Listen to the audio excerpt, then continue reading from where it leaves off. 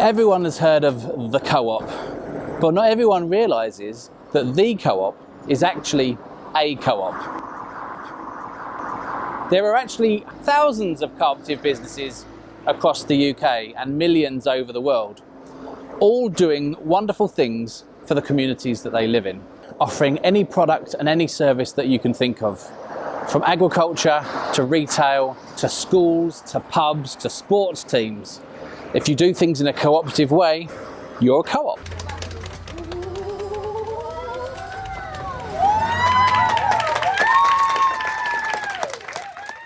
But what makes a business a co-op?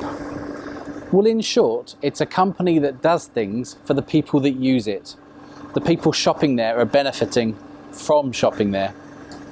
But where did they first come from? And how did the local co-op come about?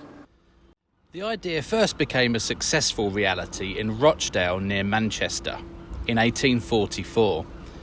A local group of working class gentlemen came up with a set of rules and invented the dividend, or the share of the profits, which all true co-ops still offer and follow to this day.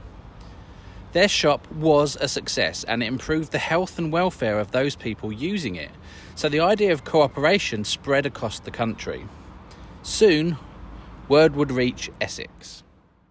This is New London Road, and it was here in 1866 in the winter that 12 workers at the local ironworks wondered if the cooperative method would work down here. Times were quite difficult. Shopkeepers were unscrupulous. They were mixing things in their products, changing the weight to try and make more money. People were getting sick. There was chalk going in flour. There was sawdust being introduced. There was a cattle plague. There were labour issues. Life was a bit rubbish. So these workers at the ironworks here in New London Road wondered, would this idea, a cooperative business, work in Chelmsford? After all, a co-op could be trusted to be fair, and its food would be safe because its owners were its customers. Plus, the whole community would also benefit from any leftover profits. Now, they didn't have Facebook, they couldn't do an online poll, they didn't have a TV watchdog to rally up the troops, so they literally walked around Chelmsford putting up posters to find out, would a co-op business in Chelmsford work here? In February 1867, nearly 300 local people gathered at the Chelmsford Institute building here in the centre of the town. It was overwhelmingly decided that there was nowhere that you could get a trustworthy service. So yes, we should absolutely have a co-op formed in Chelmsford, was the decision. Not long later, in the April of the same year, the founding group from the ironworks registered and became the 973rd co-op. Their first premises opened soon after, near Chelmsford train station. If you happen to stumble out of the basement nightclub, you can still see some of the original brickwork showing Chelmsford Star Cooperative Society's plaque. But why Star? Why Chelmsford Star Co-op? Well, there's several theories to this, but no one really knows anymore. The romantic notion, which is one that I follow, everything was a bit dark and gloomy at the time. They wanted to show how things could be done, become a beacon in Chelmsford, and so they introduced Star to remind them that they were there to lead the way and do things right and fair. After a decade of successful trading, Chelmsford Star started looking for a third site on the other end of town. Some land was found near the suburb of Molsham. Prior to that, the land had been the site of the county jail, just behind me here next to the stone bridge. After the county jail, it was where the local militia trained. That's why the name Barrack Square still exists to this day. In 1881, the third store opened here in Molsham Street. It was the first shop in Chelmsford to use new electrical lighting, and it proved a hit straight away. By the end of the 19th century, the shop, which had become known as the Central Store, had had an extension. It was relaunched by a local co-op advocate and media darling, the Countess of Warwick. She was known by the King at the time, King Edward VII, as his darling Daisy, much to his wife's annoyance. She was joined at the launch by Mr. George Young, the company secretary, and one of the original iron foundry workers that set up the co-op building, which at this point was 40 years old.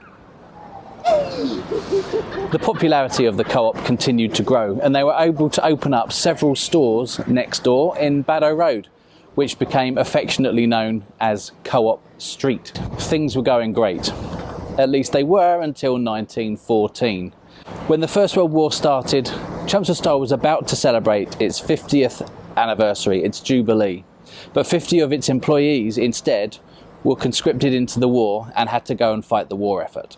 Up until this time, there were no women working for the society, which is quite strange thinking about it now. But at this point, they were employed, and in multiple positions too, unusually in management roles also. It was also, incidentally, the time when Chelmsford Star started winning awards for customer service, for visual merchandising, and for store standards generally. In the 1920s, the co-op had its first ever sale. Usually this wasn't possible because they kept their prices fair, but with the creation of the Cooperative Wholesale Society, or CWS, they were able to do so. CWS was a co-op created for co-ops, which allowed a larger buying power so they could lower their prices and compete with the big supermarkets of the time. A few years later, in July 1923, there was the first ever International Co-op Day. This was an opportunity for co-ops all over the world to celebrate what they were doing differently to fight different aspects of labour law or environmental standards or worker welfare. In Chelmsford, International Co-op Day was marked by a children's parade through town, which started at the site of the first Chelmsford Star store by the train station, went through the high street, past the building on Morsham Street and into the park nearby, which is where the co-op had its dairy. When they got there, they had a party. They had to kick a few cows out the way first. As time moved on, the parades got more elaborate and we got floats, bigger floats, and then more floats still. And International Co-op Day became International Co-op Fortnight, and it still happens every year, 100 years later. At that point, in the 1930s, Chelmsford Star bought the shop next door for a whopping £4,500. With the extra space, they introduced new departments, including housewares and furniture. Now, they were selling things at a fairer price, which meant other businesses that weren't too pleased about it. And just a few months after the new extension was built, it got burnt down by an arsonist who was never caught. The new part of the store was destroyed, but Chelmsford Star kept on serving customers. They set up by the river and did their business from there. It was touch and go whether Chelmsford Star would survive. So to spread the risk, it was at this point that they set up a new co-op funeral business and a new co-op travel business. The funeral business being the first one in the area to use new motorised vehicles. It was at this point, now owning multiple businesses, that the co-op became a co-op society. Now it was the 1940s, and with war approaching, Chelmsford Star was the first to introduce rationing in the area in order to make sure it served as much of the community as it could. Chelmsford was quite often hit by bombing runs, with German planes returning from London with the order, if they had any left, to drop bombs on Chelmsford in the hope of hitting Marconi, who were making a lot of communications equipment for the forces. It was during this time that our second shop in the High Street was destroyed. The central store here on Morsham Street became the flagship store for Chelmsford Star, and it cemented itself as the good, reputable supplier that always had products when needed. When the war ended, many families were left with no way of reaching their shops. Widows were left with no transport, or soldiers came home unable to walk into town. So Chelmsford Star developed the mobile shop and brought the shop to them. There was much to be done in post-war Chelmsford, with charities set up to assist all those that were struggling in multiple ways after the war. Buildings needed repairing or rebuilt. Chelmsford Star really shone during this time, fundraising, earning money for charities, developing fashion shows, and doing what it could to bring in the money to then help the community groups with that. With the mobile shops, you went there with your list, and the person working in the shop went and got your food. But in 1954, it was the advent of self-service shopping, and it was trialled in our Beehive Lane shop.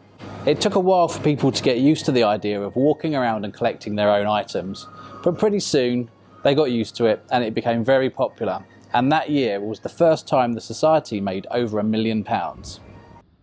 Things were not so good at a neighbouring co-op, the Braintree and West Essex Society. With over 100 years operating, they'd been struggling for the last few. And in the 1960s, they ceased trading altogether, transferring all their members, shops, engagements and staff over to Chelmsford Star. Now the Chelmsford Society covered Braintree and West Essex too. There was a brief discussion about renaming the society Essex-Star, but as they were approaching their 100th year themselves, nostalgia was high and members voted to remain as they were. Meanwhile, the central store received an extension that was one of the biggest building projects since the end of the war. The newly named cooperative department store looked remarkably different, receiving state-of-the-art plastic cladding on its outside. It looked like a giant Lego brick. In the 1960s, the old church next door was starting to collapse into the river. It was unfortunate, but the timing was good. And as Chelmsford Star reached its centenary year in 1967, it was able to buy the land and build on that. 5 years later, a whole second building had been finished, joined to the first by a bridge over the road. In 1972, the CEO at the time, Mr. Alan Maxwell, laid the final bricks on top of the roof of what had become a £500,000 building project. He declared, "This new shop will be fun to shop in, even for husbands." The new store had a haberdashery department, garden, music, everything you could think of was literally sold under the one roof here in the Chelmsford Star department store. However, at almost exactly the same time that the new double-sized store was finished, so too was a new inner relief road called Parkway, which cut Chelmsford town centre in two. The result of which effectively stranded the department store between a river and a new major arterial road. Almost immediately, footfall in the town and in the department store dropped quite significantly. Soon after, recession followed in England also. What Chelmsford Star tends to do in this situation is to remind people why it's different. So it tightened its belt and focused on its members and communities. More events were held. A famous It's a Knockout competition started in the Melbourne Stadium, competing Chelmsford Star against other local businesses. Fun days were held, more sports days were supported, and the co-op difference was really made apparent as they got stuck into people's projects. This is when Chelmsford Star became known as the Caring Sharing Co-op. At this stage, members were earning their dividend or their share of a profit through a stamp system. They'd be collecting stamps each time they buy something. Even to this day, many of them can still remember their parents' dividend number that they had to use to get their stamps. But at this point in the 1990s, a new technology was developed which would allow that to be stored on a card. Chelmsford Star's own IT team developed this technology and won awards internationally. That same technology was then used to create a new fundraising system called the Community Card. These community cards helped, over the next 2 decades, nearly 500 local groups earn money and support themselves through their own shopping with the co-op. But despite all this, the department store continued to struggle from the effects of the Parkway Relief Road. New developments were tried. Departments were taken out. New departments were added. It focused on fashion and furniture. They put new escalators into the side. They tried as much as they could, but ultimately it was costing the society money. One final attempt was a rebrand. They called it Quadrant. The name came from this glass atrium here, and that's the shape that they give it. The shape of a Trivial Pursuit wedge. But despite continued investment in the building, they couldn't afford to operate this new large store. So the more recent second half was closed down and sold off.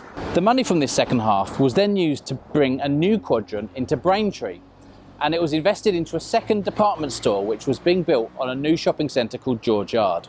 As the society entered the new millennium with a new leadership in a better financial position than it had been before, a new focused society was able to spread across the county a bit more, and it opened more shops in more villages around Essex. These were rebranded over the years to keep them up to date, starting off with a food centre, moving through to Altogether Fresher, which was a popular image for some time.